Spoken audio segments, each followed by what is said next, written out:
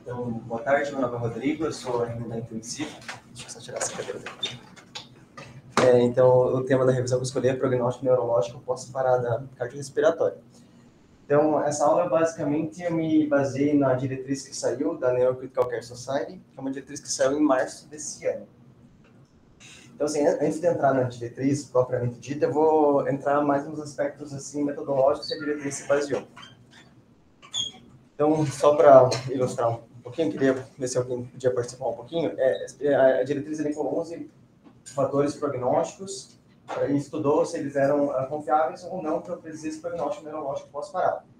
Desses 11, para dar uma lida, assim, mais idade, paciente mais idoso, será que é pior ou não, o ritmo de parada, quanto tempo o paciente ficou parado, resposta motora ausente, enfim. Desses 11 critérios que estão na tela, se puderem dar uma olhadinha, quais que vocês acham que poderia predizer um pior prognóstico nesse contexto pós-parado? Se alguém quiser falar alguma coisa. Está gravando, por favor, não me deixe. Deixa eu ler. Lê. 30 segundos. Vocês acham, né? Quais desses critérios vocês acham que predizem um prognóstico ruim pós-parado, assim? Baseado única e exclusivamente na experiência de pouquíssimos casos. A mioclonia precoce. Tá, mioclonia precoce. Alguém foi bom. Tá, então, ausente reflexo falta motor. Beleza, agora eu vou mudar um pouquinho a pergunta, tá? Eu perguntei quais vocês acham, agora quais vocês confiam. Pode vocês falam, esse aqui vai evoluir mal por causa desse preditor específico. Então, assim, só para ver como é diferente, assim, o que a gente acha e o que a gente confia. Então, para ilustrar, eu trouxe esse quadrinho aqui do Wall Street Journal. Talvez fique um pouco ruim para ler, mas, assim, eu posso falar para vocês, tem 40% de chance de chover hoje. E, com base nisso, talvez alguns de vocês mudem a prática do dia a dia de vocês e saibam guardar chuva de casa. Mas posso falar, tem 40% de chance de chover, mas tem 10% de chance de saber o que eu estou falando. Então, assim, com base nisso, talvez... Eu sou de Curitiba ainda, eu sempre acho que vai chover. Então, assim, com base nisso, talvez vocês não mudem a prática de vocês no dia a dia. Então, uma coisa é a estimativa de efeitos, 40% de chance de chuva. Outra coisa é a confiança, né? Essa criança que deu nessa evidência, que seria esses 10%. Então, com base nisso, a diretriz ela usa o GRADE, então, que é um sistema para avaliar a qualidade da evidência e para avaliar, e com base nessa qualidade da evidência, eu desenvolver recomendações que vão nortear a nossa prática. Então, a diretriz para cada um daqueles 11 fatores prognósticos que eu mostrei anteriormente, ela vai fazer uma pergunta. Então, a pergunta, né, seria, deveria um preditor X, né, ser considerado confiável em predizer o desfecho funcional em 3 meses em adultos com uma dose pós-parada que sobreviveram a uma parada cardiorrespiratória? Então, ela vai fazer isso para cada uma daquelas 11 questões, vai fazer uma revisão de literatura e, com base nisso, vai desenvolver uma recomendação, avaliando a qualidade que a evidência tem para cada um do preditor. Então, por exemplo, eu posso pegar um preditor X aí, então, ausência de reflexo automotor, eu vou confiar ou não em predizer desfecho funcional em 3 meses num adulto pós-parado. E quando eu falo de desfecho funcional, tem várias escalas que eu posso usar. O que a gente vê bastante nos estudos é tanto a escala de ranking modificado, que a gente está mais habituado, como o CPC também, que é uma escala de desempenho, de performance cerebral, que vai de 1 a 5, né? Então, geralmente eles dicotomizam no estudo, né? Então, 1 e 2 costumam ser desfecho neurológico bom, né? De 3 a 5 desfecho ruim, né? 5 é o paciente que faleceu. Então, voltando no GRADE, para cada um daqueles preditores, eu vou avaliar se ele é confiável. Tá? Se esse preditor é confiável em predizer o prognóstico, eu digo que ele é muito provável. É muito provável que o paciente evolua com tal desfecho se esse preditor existir. Né? E eu considero muito provável quando tem uma taxa de falso positivo abaixo de 13%. Tá? Isso com base na revisão dos estudos, enfim. Ele avalia a imprecisão, consistência, ele avalia pelo menos 5 domínios para eu conseguir qualificar essa evidência. Ou eu posso ver se não for confiável, esse preditor ainda pode ser moderadamente confiável. Se ele for moderadamente confiável, eu digo que é provável que o paciente vai evoluir com falso desfecho. Não é muito provável, mas é provável. Provável seria uma taxa de falso positivo abaixo de 5%. Tá? E eu vou confiar nesse preditor moderadamente confiável na presença de pelo menos 2, né? Ou de um confiável ou de 2 moderadamente confiáveis. Isso vai ficar mais... vai dar para entender melhor mais para frente. Ou ainda pode ser não confiável. Então, eu não consigo aplicar muito esse preditor no meu prognóstico neurológico do paciente. Então, agora entrando assim na aula em si, tá? Aqui é só uma base de dados assim do CARES. Então, isso nos Estados Unidos, uma área que compreende 175 milhões de pessoas, tiveram 150 mil paradas cardiorrespiratórias fora do hospital. Isso em 2022. Dos pacientes que chegaram no hospital e conseguiram ir de alta, né? Então, foram os que chegaram no hospital, né, 9,3% conseguiram ir de alta. Tá? Então, a maioria, mais de 90% vai a óbito. E mais os que foram de alta, mais de 80% saem com prognóstico neurológico bom. Então, CPC1 e CPC2. Tá? Isso acho que levanta uma pergunta, que é qual que é a principal causa de óbito assim, desse paciente que sobrevive pós-parada. Então, a principal causa de óbito que a gente tem nesse estudo da Elmer, então, basicamente, viu o que faleceu o paciente que sobreviveu pós-parada. Então, a gente tem como principal causa de óbito nesse estudo, e entra em consenso com outros estudos também, que a principal causa de óbito é justamente eu suspender o meu suporte terapêutico. Então, é eu achar que o paciente vai evoluir com um prognóstico neurológico ruim, e com base nisso eu suspendo o suporte terapêutico. Então, nesse estudo aqui, 59% dos pacientes foram a óbito por causa da suspensão do suporte. Então, aí eu acho que eu faço o prognóstico desse paciente e suspendo com base nisso. Então, por isso que é muito importante eu saber prognosticar esse paciente. Porque nesse estudo, não, tem acho que foi 26%, se não me engano, e tem que até 80% das causas de óbito são suspensão do suporte terapêutico. Então, ele tem um estudo bem legal, que é da Teresa May, do Resuscitation, estudo de 2019. Então, assim, basicamente, ele pegou dados de outro estudo, fez uma análise pós-hoc e pegou os pacientes que tiveram as medidas de suporte suspensas. Daí ele pegou todas as variáveis desses pacientes e meio fez um match ali de propensão com uma população com variáveis parecidas, mas que não tiveram as medidas de suporte suspensas. Só que daí esses pacientes, como não suspenderam o suporte, eles avaliaram como que foi esse desfecho neurológico desses pacientes. Tá? Então, esse estudo, ele mostrou que mais ou menos 20% dos pacientes daqueles que tiveram as medidas de suporte suspensas, 20% poderiam evoluir com desfecho funcional bom, CPC1 e CPC2. Tá? Então, por isso que em resumo, né, algo que acontece bastante, a parada cardiorrespiratória, o prognóstico neurológico, a suspensão de medidas terapêuticas acaba sendo a principal causa de óbito, e a gente precisa saber prognosticar muito bem esse paciente para não estar prejudicando alguém que tem um potencial de recuperação neurológica. Professor, o que era o early? Early é abaixo de 72 horas. Esse slide é bem brega, mas assim, ele é bem intencionado.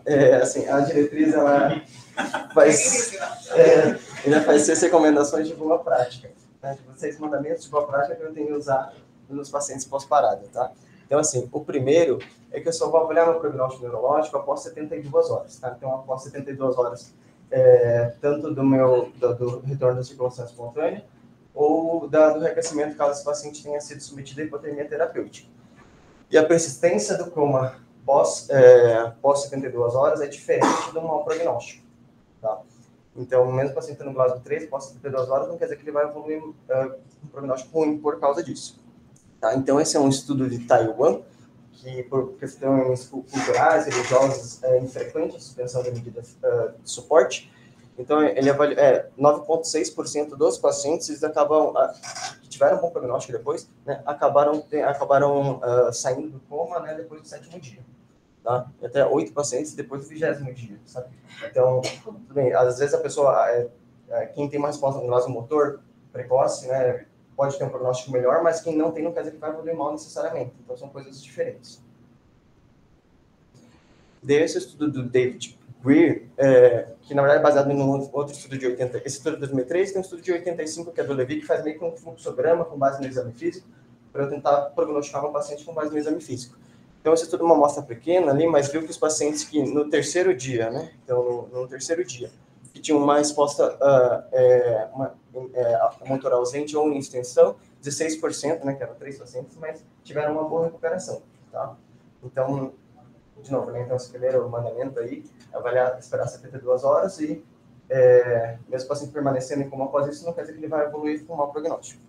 O segundo mandamento é que eu vou avaliar o prognóstico na ausência de sedativos ou de potenciais confundidores, né?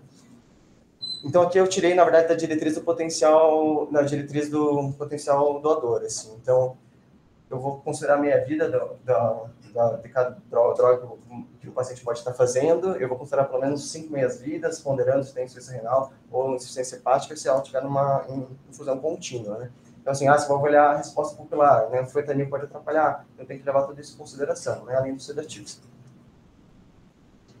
O terceiro ponto é que outros fatores que impactam o prognóstico global que o paciente possa ter, eu vou avaliar de uma forma paralela e independente do prognóstico neurológico. Então, se caso o paciente tem uma baixa funcionalidade prévia por outro motivo, disfunção múltiplos órgãos pós-parada, ou ele tem uma baixa expectativa porque ele tem uma outra doença avançada, eu vou considerar isso de forma independente, tá? O quarto é que a avaliação, ela deve ser, do prognóstico neurológico deve ser multimodal e nunca baseada numa variável única. Eu considero que todas as minhas modalidades de prognóstico, elas têm limitações, elas têm incertezas. Então, muito cuidado em considerar uma coisa só como fator para prognosticar o paciente. Então, sempre avaliar mais de um preditor.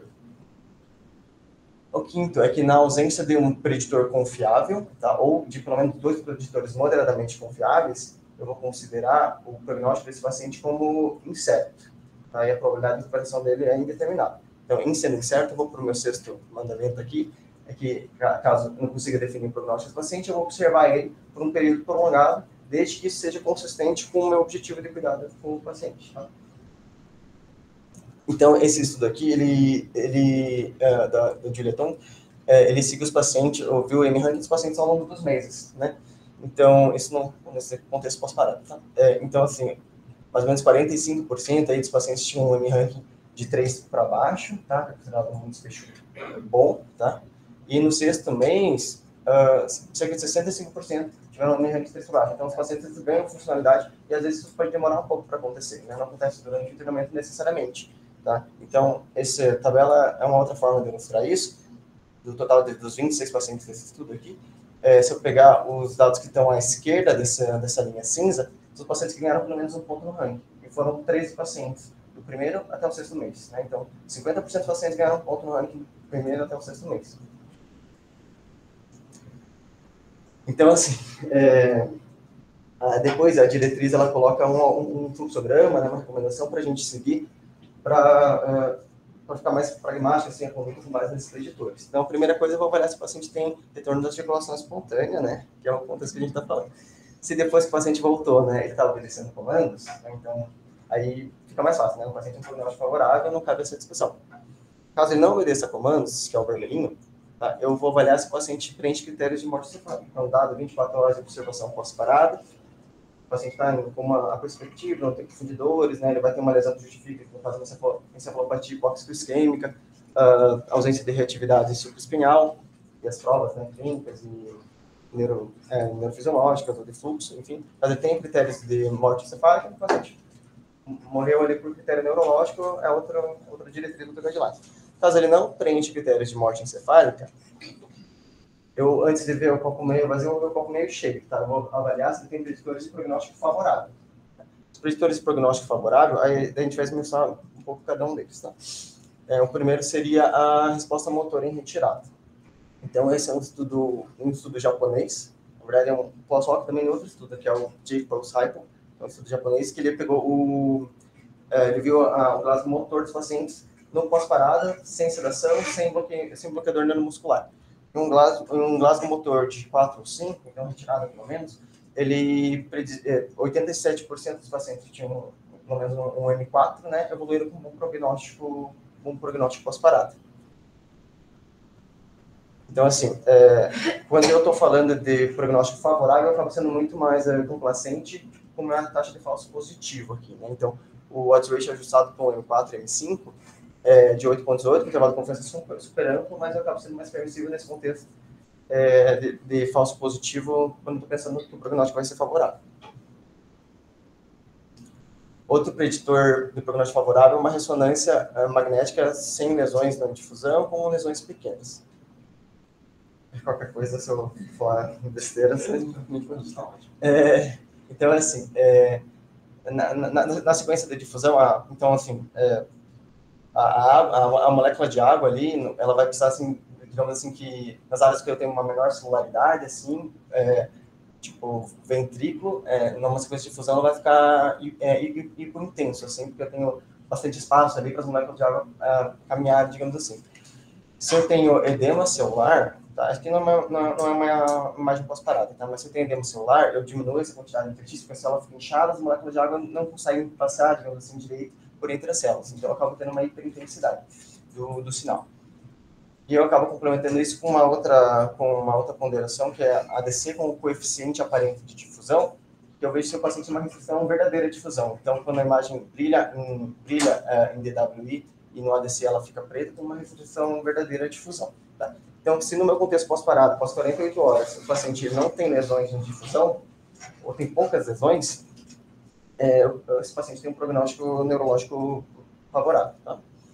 Então, aqui é uma revisão sistemática, né, que mostra uma razão de verossimilhança alta, sim, dessa ausência de lesões em DWI. Tá? O pior aqui quando você pega um horário muito precoce, tipo 3 horas, assim, acaba sendo menos confiável. Por isso que é recomendado pelo menos 48 horas para o uso da ressonância. Outro predictor para prognóstico favorável é o eletroencefalograma. Tá? Então, o eletroencefalograma mostrando atividade de base contínua em 12 horas, nas primeiras 12 horas, ou reatividade nas primeiras 24 horas. Então, assim, a atividade de base contínua, basicamente, se a supressão acontece em menos de 1%, né, então menos de 1% do traçado tem uma voltagem abaixo de 10 microvolts, ele tem uma atividade de base contínua que pode ser identificada ou não. Mas a presença dela em menos de 12 horas, ela prediz um bom prognóstico neurológico. E reatividade vai ser basicamente um aumento da amplitude ou da frequência de onda após um estímulo. Né? No estudo que avaliou a reatividade, era estímulo external ou palma para avaliar a reatividade do paciente. Então, um padrão favorável no eletroencefalograma, ele tem teve uma especificidade nesse estudo alta para predizer bom desfecho neurológico, tá? Uma sensibilidade de 50%. E por último, os fatores de prognóstico favorável, a gente tem o potencial evocado. Tá? Então, assim, o potencial evocado é o potencial somatosensitivo aqui. Tá? Como que vai funcionar? Basicamente, eu faço um estímulo no nervo mediano na altura do punho. Tá? Eu faço estímulo e eu vou aferir a amplitude, né, desse estímulo, tanto no plexo braquial, região cervical, e no meu córtex somatosensorial. Falo que a amplitude é em 20, porque vai acontecer 20 milissegundos após o estímulo. Então, eu estimulo mediano e vejo o que aconteceu da amplitude da onda no meu córtex somatosensitivo. Se após o estímulo eu tiver uma amplitude acima de 4 microvolts, isso prediz um bom prognóstico neurológico. A diretriz recomenda que eu avalie isso 48 horas após a recuperação dos cromossomos espontâneos. Por quê? Principalmente por causa da hipotermia. Tá? Então, a hipotermia pode alterar o resultado do potencial evocado. Então, ficou esse tempo pré-estabelecido, assim. Sedação e bloqueio neuromuscular acabam não comprometendo. Então, você pode separar esse exame mesmo nesse contexto. E aqui é uma análise pós-hoc do Proneca, que foi um estudo que viu tanto o eletroencefalograma quanto o potencial evocado com o exame físico na predição do prognóstico. E quando eu pego uma voltagem de 4 microvolts, que é aquilo que foi empregado pela diretriz, eu tenho uma taxa de falso positivo mais ou menos de 10%, com uma sensibilidade de cerca de 50%. Quanto mais alto o meu potencial evocado ali, mais específico acaba sendo, mais as funções de sensibilidade. Eu fico menos sensível. Então, só ilustrando de uma outra forma, né? Então, aqui, 12, 24 e 72 horas. Se eu pego uma linha de 4 microvolts, eu consigo predizer, assim, tem taxa de falso positivo razoável, assim, mas eu consigo predizer alguns pacientes que vão evoluir com um desfecho favorável. Então, assim, eu vi meu copo mexer agora, né? Tem algum desses 4 preditores de prognóstico favorável? Caso sim, eu considero o meu prognóstico ainda indeterminado, mas eu espero um bom prognóstico nesse paciente, tá? Então, não vou suspender medidas de suporte, considerando os mandamentos aqui, tá? E caso não tenha, eu vou avaliar agora se tem um copo meio vazio, né? Se tem um preditor de prognóstico desfavorável. E aqui a gente vai falar dos preditores que são confiáveis, tá? Ou seja, com uma taxa de falso positivo abaixo de 3%, tá? Então, o primeiro deles é a resposta pupilar ausente bilateral. Então, assim, eu vou avaliar a resposta fotomotora bilateralmente após 72 horas, tá? Então, essa foi a validade. Esse estudo do Greer, que eu já falei anteriormente, na verdade, mas ele mostrou que os pacientes, tanto do grupo de hipotermia quanto não hipotermia, que não tiveram reatividade pupilar, nenhum deles evoluiu com bom prognóstico, isso avaliado no 3º dia, tá? Uma amostra pequena, mas isso tem consistência entre os estudos. Eu só peguei um dos estudos ali para ilustrar. Só que, assim, a gente ainda tem um pouco de viés de aferição, tá? Então, isso a gente tem que cuidar, e por isso que a minha avaliação tem sempre que ser multimodal, porque eu tenho incertezas em cada método diagnóstico. Então, esse estudo, ele pegou enfermeiras com mais ou menos 10 anos de experiência, fazendo um exame físico com lanterna, e comparou com 2 médicos, um residente e um não residente, com pupilômetro. Então, o pupilômetro é esse dispositivo aqui, esse é o Neurolight. Ele comparava qual era a concordância dessas dois métodos de aferição. Então, assim, depende do tamanho da pupila, tá? Então, assim, se a pupila é maior, tem mais concordância. As pupilas menores, né? Então, a pupila é menor de 2 milímetros, né? Só para o verde é concordância, tá? Os 2 verdes, o laranja e o vermelho é discordância, tá? Então, para a pupila menor que 2 milímetros, chega a ter 40% de discordância entre esses 2 métodos de avaliação, tá? E, no geral, né, todos os tamanhos de pupilas estudados ali, a discordância chega a 18%. Meu segundo preditor confiável de prognóstico desfavorável é a ausência de ondas N20 bilaterais no potencial evocado. Então, a gente falou da amplitude do potencial evocado, então amplitude acima de 4 microvolts, prognóstico bom, mas, por outro lado, se tiver ausência, né, de onda no 20º milissegundo do potencial evocado, eu considero esse paciente com prognóstico ruim, tá? Então, se esse padrão tem que ser ausente bilateral. Então, a gente fala que é um padrão AA, né, ausente dos 2 lados. Tá? Então, isso tinha uma taxa de falso positivo para predizer o prognóstico pós-parado de 0%, foi consistente e teve um grau de precisão, assim, entre outros estudos também. Tá? Então, esse foi o PRONECA, na verdade, que anteriormente tinha falado de uma análise pós-MOCDAY.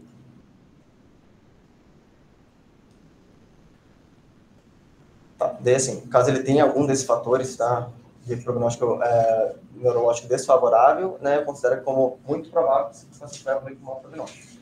Caso ele não tenha, aí eu vou para os preditores moderadamente confiáveis. Então, são 3 aqui. Então, o primeiro que a gente vai falar vai ser a tomografia.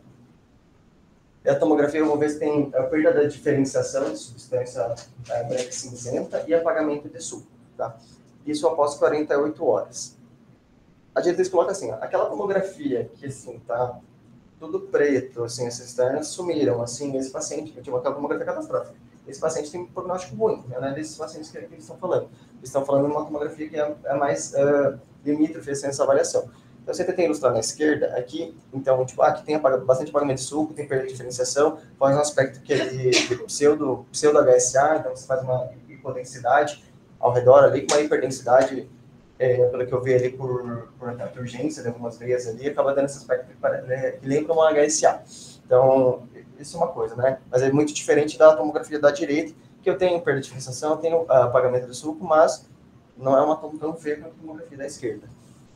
E o que a diretriz coloca para cuidar com essa análise subjetiva, que eu acabei de fazer agora, mas que é sensível, mas ela acaba sendo menos específica. Então, eu vou tentar me valer quando possível de protocolos para conseguir predizer prognóstico com base na tomografia.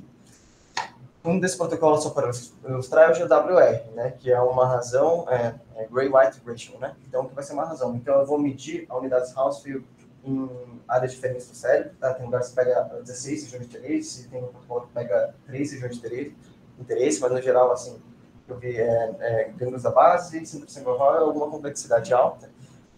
Eu faço essa razão de substância branca, substância cinzenta, e estabeleço um cutoff específico, né? Essa tabela é um cutoff dessa razão de 1.17, tá? Então, para GWR de 1.17 para baixo, né, eu consigo ter uma especificidade que pode chegar até 100% para dizer o prognóstico neurológico. Tem que cuidar que é com o tempo, tá? Se eu faço isso muito precocemente, eu acabo perdendo sensibilidade. Esse é o cuidado que eu preciso ter, tá? Então, aqui só ilustrando que aqui o YGWR e o X o tempo, né? Então, quanto mais tempo eu tenho, mais essas curvas se separam, mais sensibilidade eu consigo ter nessa distinção. O segundo preditor moderadamente confiável é a ressonância magnética, tá? Então, a gente falou ela como um preditor de bom prognóstico, mas ela também pode ser um preditor de mau prognóstico. Então, eu avalie uma ressonância magnética também em difusão, DWI.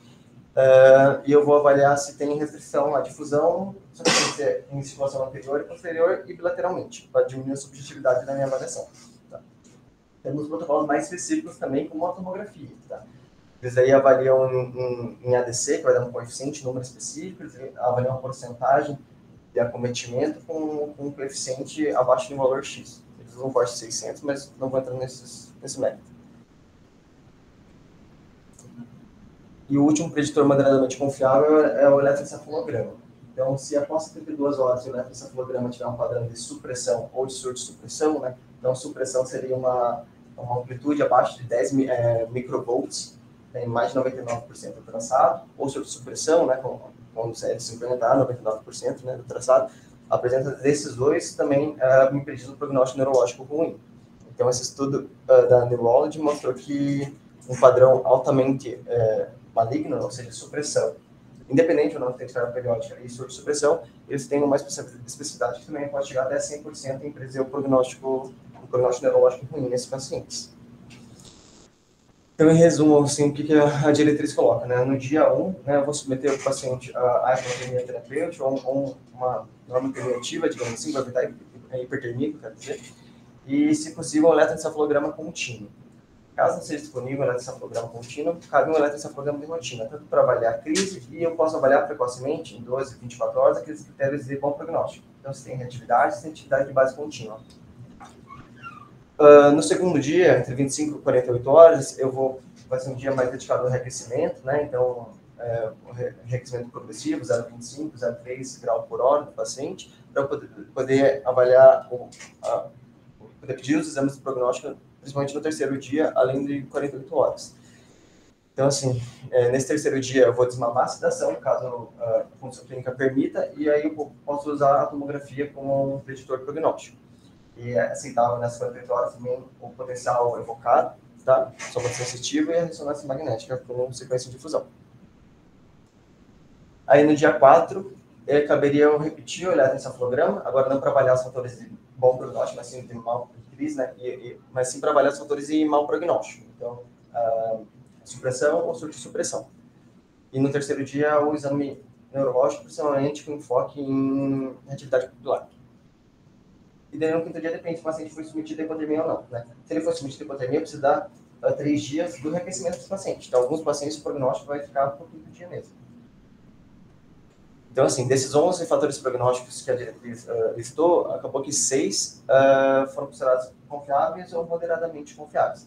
Não que os outros sejam jogados no lixo, nem nada do tipo, né? Mas é que, pelos estudos que a gente tem agora, pela qualidade da evidência que ele tem agora, eles não são considerados confiáveis em predizer.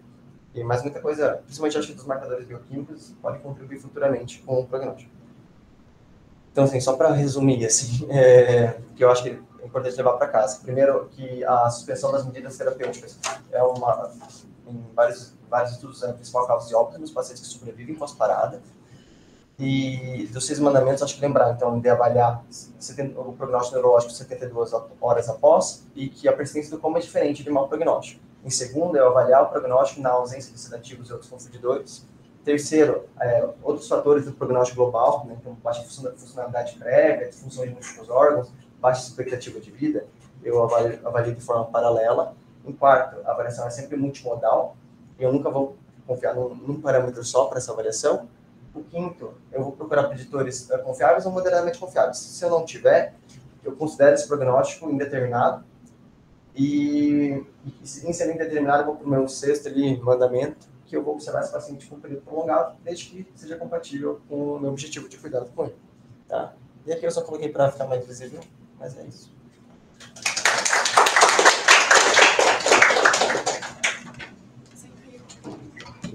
Nossa, eu entendendo da aparelho.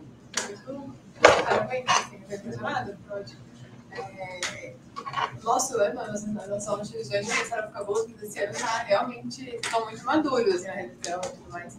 É guideline, e às vezes corre o risco de ficar lendo, mas você sabia exatamente o que você estava falando, assim, então, enfim, obrigada pela aula.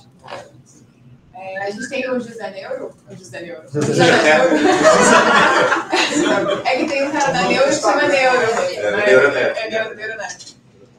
O Zé Pedro, que ele é da neuro, ele acabou na neurologia, ele trabalha com neurologia também, mas para ajudar a gente em dúvidas e tudo mais. Então aproveitem o José, aproveitem o Rodrigo. Dúvidas, perguntas? Rodrigo, sobre esses outros itens que acabaram entrando como confiança, o que eles têm? Porque, por exemplo, o potencial avocado nem sempre a gente tem. Ela tem certo, você tem. Não é uma pessoa que faz, né? Que eu perguntei a isso. Eu perguntei para ela, parece uma pessoa que faz aqui. Não, a gente faz, é assim, tem a doutora... Inclusive ele faz. Então ele é a pessoa. Sou eu que estou fugindo da outra. Não, é assim, tem a doutora Nádia, que é uma contratada, acho que ela está aqui desde 93, e ela foi contratada na época que o potencial evocado foi o primeiro a ficar disponível, né? Ela faz, mas ela tem uma restrição de horários, geralmente de terça à tarde, né? Porque está lá afastada.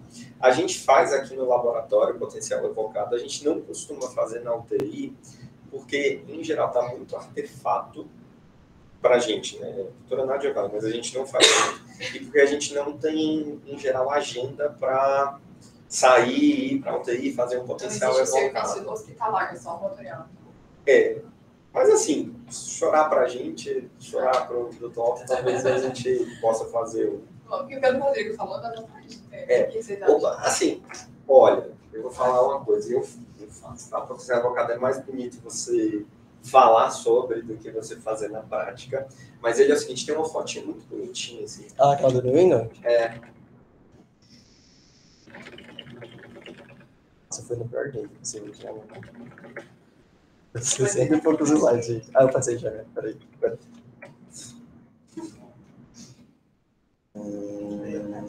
Passei? Eu tô sem óculos, gente. Obrigado. Mas assim, a gente estimula aqui, tá? Estimula no mediano, mesmo na altura do punho. A gente monta um eletrodo aqui, realmente, no ponto de R, que a gente chama, que é pra gente ver o plexo braquial. E outro faz o cervical e faz lá em cima, né? Aí, aquelas ondinhas ali, é como você explicou. O N20 é que ele faz o pico mais ou menos em 20 milissegundos, o 13 em 13 milissegundos e o 9 em 9 milissegundos. E aí, quando é que a gente sabe que está alterado, né? Quando a gente consegue pegar o N9, ou seja, o estímulo que a gente está fazendo no punho está chegando no plexo braquial, o N13 está chegando também, então ele entrou na medula. Só que quando ele vai para o tálamo, para o córtex, ele não está íntegro. Se ele não aparecer, é porque você tem uma falha da integridade, né? O que potencial evocado, o que é? É você testar a via sensitiva inteira. Só que isso a gente está falando de microvolts, né? Então, assim, na UTI, qual é o problema que a gente tem quando vai fazer exames lá, né? A gente tem problema de aterramento, que entra muita interferência, muito artefato elétrico, tem o ventilador, tem movimentação. Então, assim, é meio complicado. É muito bonito você falar, mas é difícil você fazer assim na prática, sabe? Não apareceu, você não fica confiável que não apareceu porque ele chegou, não está na integrafia, acho que não chegou. Ele chega muita coisa, não dá pra você dizer o que é.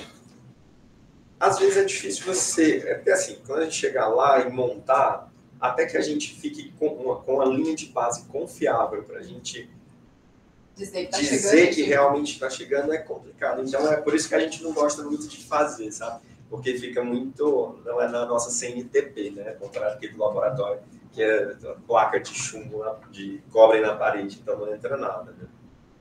Mas assim, é uma coisa que pode fazer. Eu acho que, primeiro, parabéns pela aula, tá? Acho que foi excelente, assim, uma revisão incrível. Mas eu acho que, assim, que o mandamento mais importante é o 4, tá? Que é a avaliação multimodal. O potencial evocado vai ajudar? Vai ajudar. Mas é o conjunto, né? Até o artigo ele coloca uma coisa assim que... a ausência de resposta pupilar é um fator de mau prognóstico. Mas aí você vê lá que não tem uma resposta pupilar, mas tem um eletroencefalo que tem reatividade, tem uma ressonância que tem pouca alteração de difusão. A alteração de difusão a gente olha principalmente no córtex, que é o que a gente quer saber. Então, assim, ele vai ajudar principalmente como uma validade interna daquele prognóstico, entendeu? De que realmente a via está íntegra ou não está íntegra, tá? O que você perguntou das outras coisas, ele coloca, por exemplo, que acho que você falou de mioclonia, né?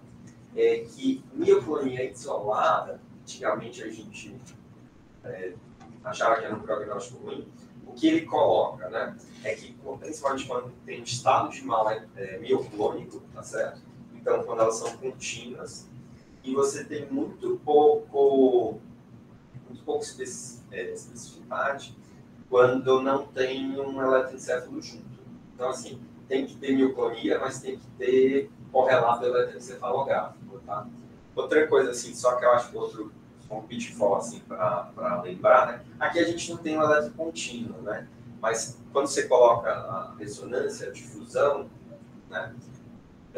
Estado de mal epilético também altera a difusão, né? Então é também um pitfall, assim, sabe? Por isso que tem que ser tudo integrado. Você tem que juntar todos os componentes para tentar dar o prognóstico, né? Agora, uma coisa que chama muita atenção, né? O artigo do New England de cidade de 2008 e esse de 2023, quando você olha o fluxogramazinho, né?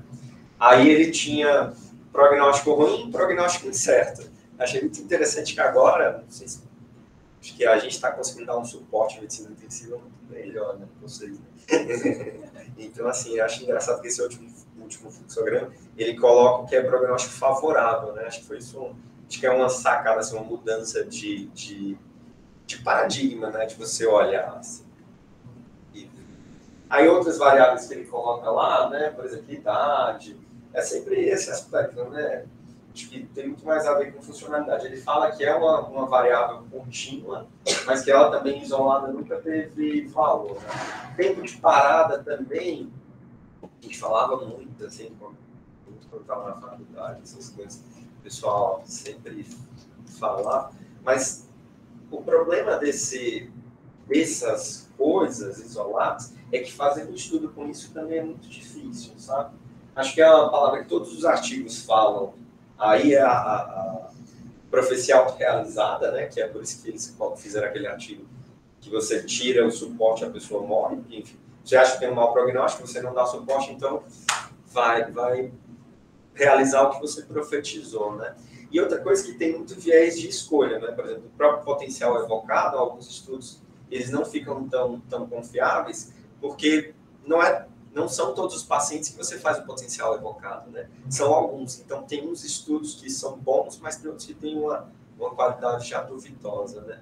Então, assim, é muito difícil, mas o importante é você pegar todos, principalmente esses que têm mais evidência, e tentar gerar um prognóstico quanto a isso. Acho que é uma coisa que difere a gente, mas mesmo disso que a gente sofre muito de manter com suporte, porque se a gente ter depois um prognóstico neurológico ruim, né, 5, 6 lá na frente, né? Aí a gente tem medo do auto-realizável para o contrário, né, estável ruim depois. E a tentativa dos guidelines de tentar mostrar quem vai ser esse ruim, e eu achei que foi feliz quando ele usa o mandamento do objetivo de cuidado, né? Então a gente vai lidar com incerteza mais o objetivo de cuidado. Né? Sim. O que eu ia falar disso aí você pode depois de ver se eu estiver errado. Assim. Essa literatura norte-americana, eu realmente acho que não se aplica tanto a gente em relação à profissão que complica. A gente faz muito pouco a retirada de suporte, na minha opinião. A gente nem se compara com eles, porque eles, assim, 24, 48 horas, eles fazem a retirada mesmo. Eu acho que aqui o nosso problema é o contrário. Eu acho que a gente espera demais. Eu acho que a partir de 72 horas a gente já tem vários elementos para prognosticar e saber quem é mau prognóstico. Né? E os casos incertos a gente pode levar, né? Mas qual que é o nosso problema? A gente acha, por exemplo, o paciente às vezes ele tem todos os critérios de mau prognóstico. E você acha que isso é uma decisão para ser compartilhada, assim, de várias coisas. Né? Eu acho que a gente tem que ser bem assertivo com a família, entendeu? Porque é um paciente que vai ficar hospitalizado até morrer. E se você não for assertivo com o prognóstico, você não vai fazer nada de bom para o paciente, nada de bom para a família e vai fazer muito mal para o sistema como um todo. Né? Eu acho que a gente tem que lembrar, principalmente no SUS, a gente lida com escassez de recursos o tempo todo. Né? Então, é claro que é uma proporção pequena que a gente consegue ter essa certeza prognóstica para chegar nesse ponto. Eu acho que outro ponto que é uma questão de integração de especialidade, eu acho que isso nós intensivistas temos que assumir essa responsabilidade, porque o neurologista ele vai fazer uma avaliação e ele não vai continuar necessariamente cuidando daquele paciente. Então, para o neurologista assumir a incerteza é muito mais difícil, você concorda? Você vai lá assim, você vai ver o caso uma vez e vai dizer, ah, não, é mau prognóstico, conversa com a família e resolve o caso. Eu acho que é muito importante, claro, na dúvida é importante sempre a gente trabalhar junto, né? Especialmente nos casos de incerteza, eu acho que a gente tem esse espaço, mas eu acho que é muito importante que nós, intensivistas, assumamos essa responsabilidade, porque é a gente que vai ter que resolver o caso daquele paciente. Se você não resolver, ou ele vai ficar na UTI um tempão, e não vai fazer traque ou não, ou daqui a pouco você vai fazer uma traque, você vai dar alta e ninguém vai querer receber, que é o nosso cenário aqui atual. Porque a neurologia não quer, porque é pós-parado, não é um caso da neurologia, a clínica não quer, porque é neurológico, é pós-parado, não vai dar, e aí o paciente fica perdido. A gente fica um caso sem solução. Né? Então, eu pessoalmente eu acho que essa literatura americana da profecia autocumprida, o que a gente pode extrapolar para a gente é se a gente fosse mais agressivo, assim, mas eu acho que o nosso problema é o contrário. Tá? Assim, na média, né? Claro que pode ter lugares onde isso acontece. Eu acho que, mas eu acho que é interessante que o guideline que a gente tinha anterior é da Sociedade Europeia, que eles traziam o status bioclônico como altamente específico, lá, junto com os seus critérios confiáveis lá, né? Mas aí eu acho que o pitfall é justamente isso. Tem que ser status documentado. E assim, eu nunca vi, eu já vi algumas vezes status bioclônico, é uma tristeza, assim, porque eu tenho que ficar lá e tal, e nunca vi recuperar, assim. Já vi ficar vários dias assim, e ninguém tomar a decisão que tem que ser tomada, entendeu? Mas eu acho que é isso. E aí, quando é incerteza, é incerteza. Aí que eu acho que entra a ideia de ver os valores do paciente e tal, porque, assim, talvez o paciente vai ficar acamado em estado vegetativo ou estágio de inconsciência por meses. E aí, lá, depois de 6 meses, ele vai recuperar para ser um ranking 3, ou sei lá, né? Aí eu acho que, assim, se for paciente jovem, se não é de prévio, todo esse sentido, mas aí eu acho que entra mais tomada de decisão conjunta de verdade. Assim. Não que não tenha que ser sempre conjunto, mas eu acho que esse cenário é essencial para a gente fazer o que é melhor ou não. E aí, de novo, depende do contexto, né? O que eu tenho notado muito, a gente fica na incerteza, aí tu fala assim, o prognóstico é incerto. E às vezes não é aquilo que aquela família ou aquelas pessoas gostariam do caso, entendeu? Só que aí a gente fica muito no incerto, tem que esperar, e já não faz mais sentido para ninguém. Só a gente que não quer tomar decisão porque é incerto. Aí seria uma profecia autocumprida, entre aspas, entraria na estatística, porque você não tem certeza do que ia acontecer. Mas talvez passar por isso por tanto tempo não faça sentido para aquela família, para aquele paciente. Acho que é o que é a integração. E o potencial evocado acho que ajudaria. Né? Não, ser bem sincero, eu fiz uma vez, quando era residente. Porque eu acho que ajuda na parte multimodal, assim, tem um elemento a mais ali de decisão, né? Não sei se vocês conseguissem fazer mais, seria... A gente pode juntar, vou convencer meu chefe. Mas o último caso que a gente teve... Mas o nome do trabalho. Ele começa a no trabalho. O último caso que a gente teve foi lá em cima, mas era estágio móvel plano. Aí, no fim, ele chocou e morreu. Lá e fez withholding, fez withdrawal.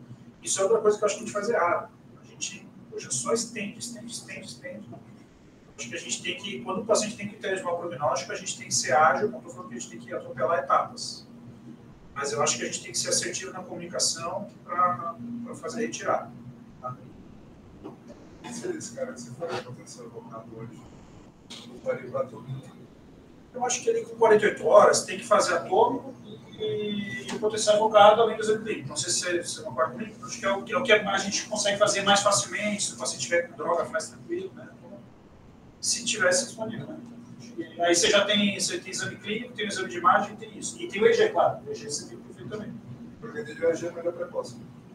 Os dois. O que eles colocam é EG contínuo, de preferência, 3 dias. E aí, a partir do terceiro, você começa a retirar o EG contínuo. E não é uma realidade. Aí mas assim, se precisar de um EG que é todo suprimido no terceiro dia, não se dá isso. Cara, aí assim, aí tem que ver a questão do sedativo, né? Aquela sugestão do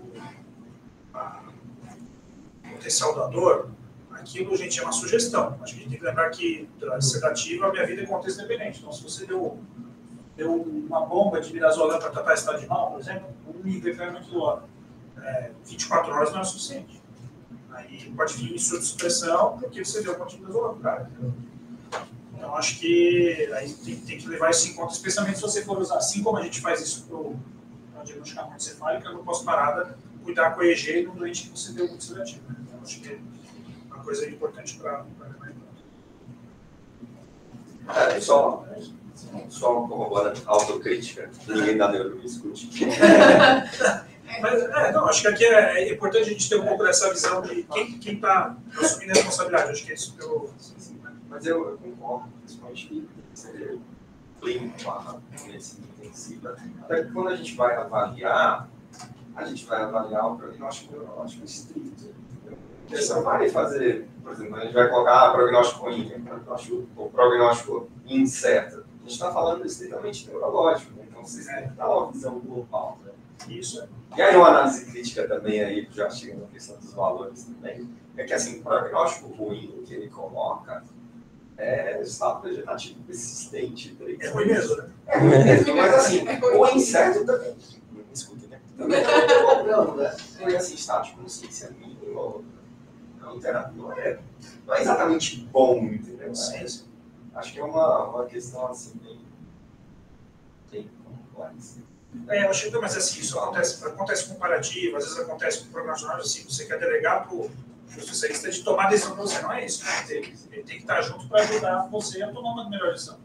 Quem está responsável pelo caso, pelo menos no serviço público, né? No serviço privado, não. Aí, às vezes, sei lá, você vai ser o médico paciente, a decisão é sua. Aí são outros 500, né?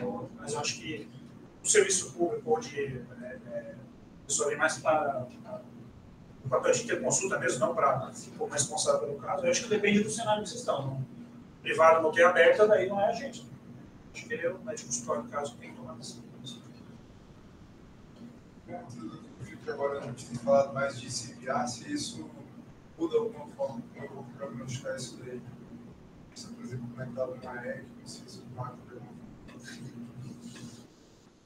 Não tem na diretriz. Não, desculpa, repete como assim que eu não entendi? Se a gente está na EC, muda alguma coisa esse fluxograma, altera algum dos exames que eu vou fazer, da interpretação? Mas só uma coisa, a enolase você não falou, né? Eles deixaram de falar, não. Eles colocam assim, é uma pergunta que eles fazem, então assim, em 2006 tinha uma recomendação mais forte do uso da enolase, na diretriz na CLS 2020 eles também colocam. A enolase vai ser uma enzima glicolítica ali, que ela é neurônio específica, né, que tá no nome. E daí eles usavam um corte de 33 microgramas por litro, né? Então acima de 33, após 72 horas, ia dizer um prognóstico ruim, né? Mas o que eles viram no estudo é que tinha uma taxa de falso positivo de 34%, né? Mas se aumentar, e o problema, na verdade, em muitos estudos foi o corte diferente. Então, alguns 73, outros variavam o corte. Isso é um problema enorme.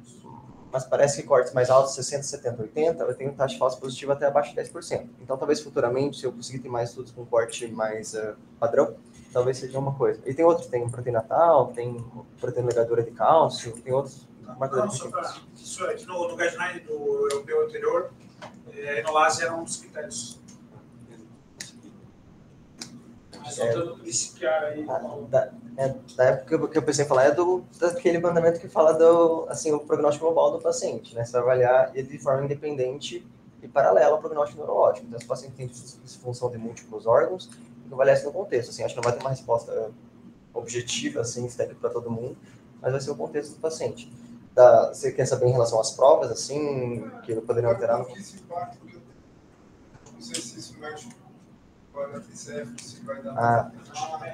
Não se sei. o potencial de ácido, esse peixe não vai conseguir ir para a ressonância, e aí se talvez o átomo de grana vai ser bom o suficiente.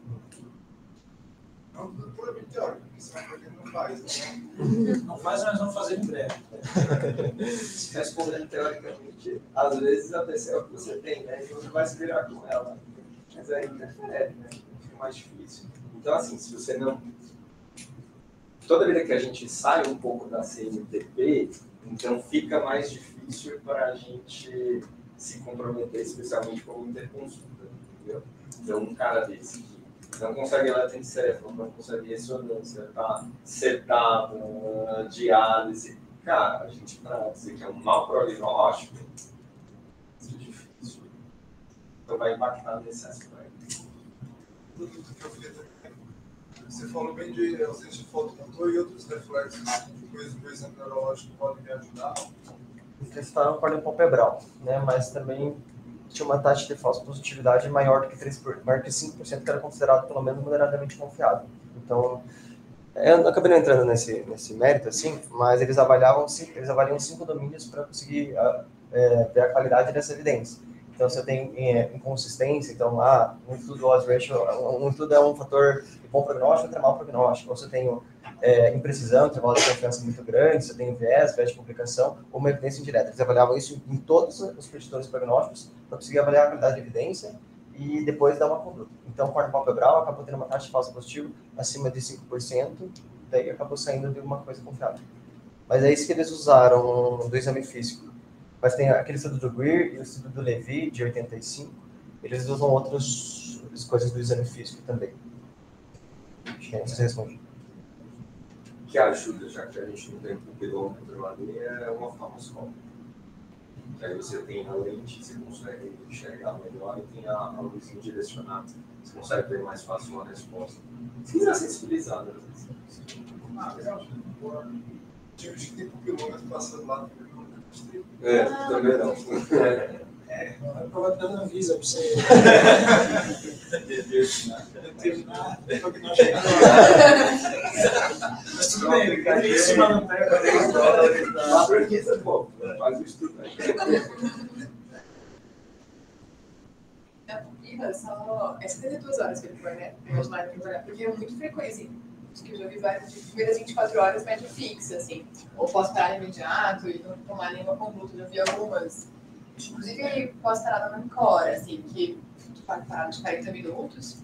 E aí a pessoa chegou com pupila média fixa e a primeira reação de todo mundo foi pupila média fixa, assim, sabe? Levanta o braço, sabe? Enfim, a gente ficou bem, tinha outras coisas pra gente resolver, né? Na parte leve e tudo mais. Então, realmente, 72 horas faz sentido. Assim, acho que a gente tem um viés de pupila muito grande. Imediato, uma coisa, tomar cuidado, assim.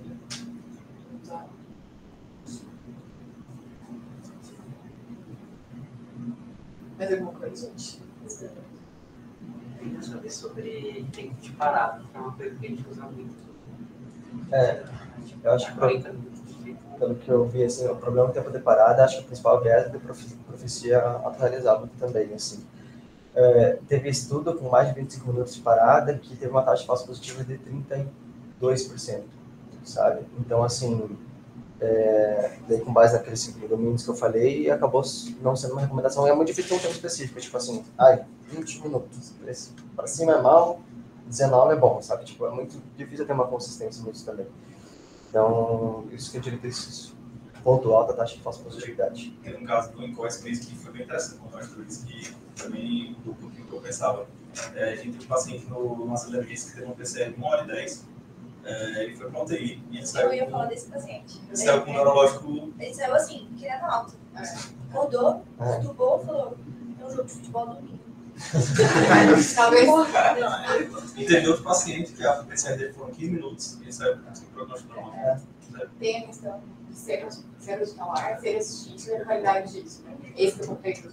Foi 40 minutos sem parar, mas o tempo todo de passagem lá foi mais de 1 hora. Mas era isso, tinha capilografia, tinha qualidade, tinha um monte de coisa. E mesmo assim a gente fica incomodadinha, muito tempo de parada, né? Acho que a história é muito engraçada. Só assim, o tempo de parada não serve nem para você decidir se você deve interromper ou foi parar. Entendeu? Então, ele não é nem bom para você decidir se é ou não.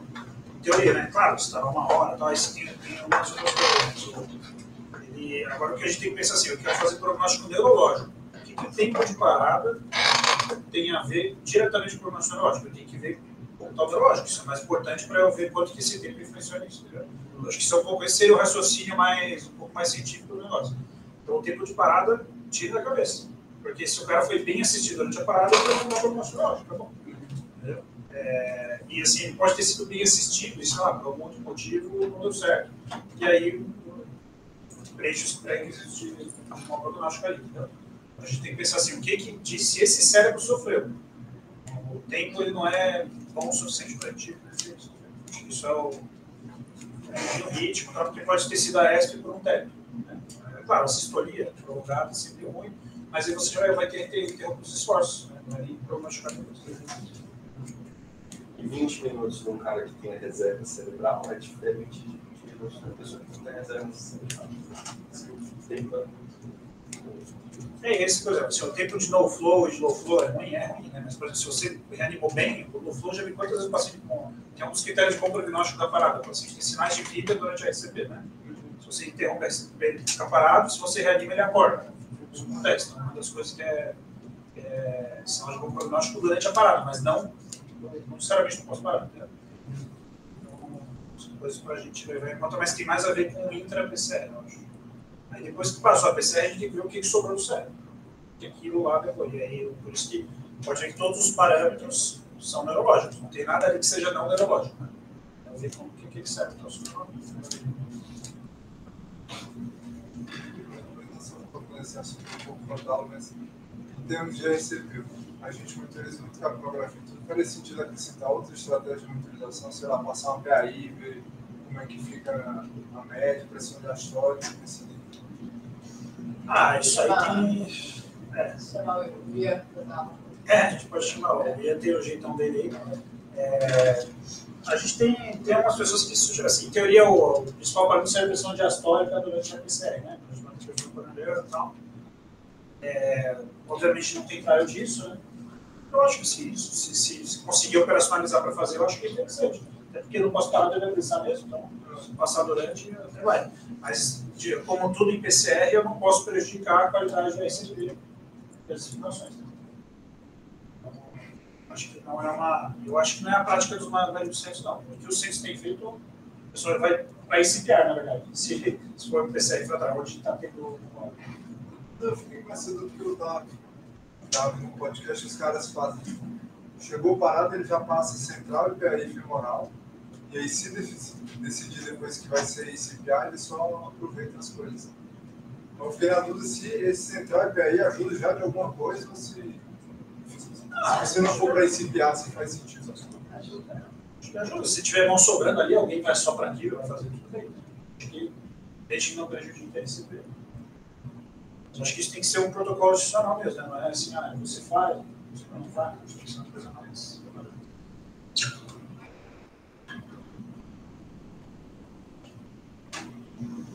Alguma coisa? Ou almoço?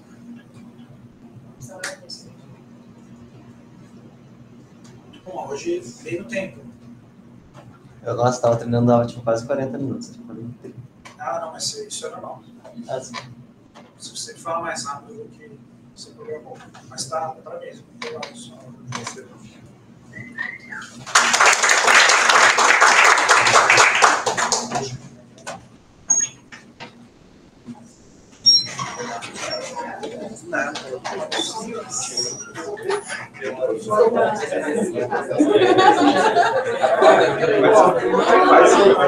Faz um dinheiro muscular. Aí eu vou sair na praia.